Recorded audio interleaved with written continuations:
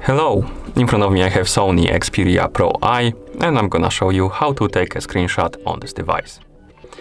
First, you will need to wake up the screen on your phone, and you can do it by pressing the power button. Now, let's go to the screen you want to capture. So for example, I'm gonna open the Files app, and let's say I want to take a screenshot of this menu. To do it, simply press and hold the power button and volume down button together for a second or two. So let's press and hold them. Once you see this on the screen, you can release the buttons. And as you can see, we have the screenshot right here.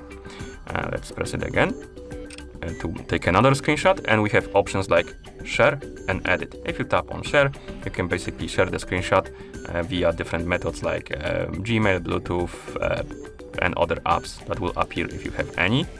And if you tap on the edit icon, you can basically customize your screenshot.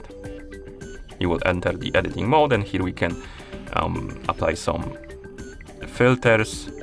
As you can see, we can crop the picture, so we can basically cut it out, so we can basically only take a screenshot of the part of the image. This. We can rotate it. Oh, my bad. Oh, I entered some different option. I think it was adjust, but basically we can also rotate the picture.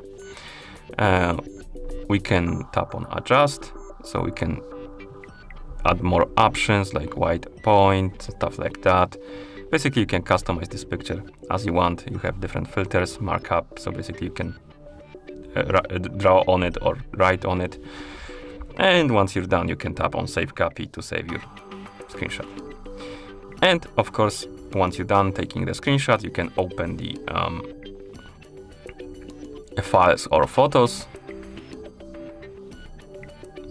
And in photos, we have the category called screenshots, or rather album screenshots. So here we have our screenshots. And in the files, you should see the also screenshots in recents, and you should have your screenshots right here. And that's how you take a screenshot on this device. Thank you for watching.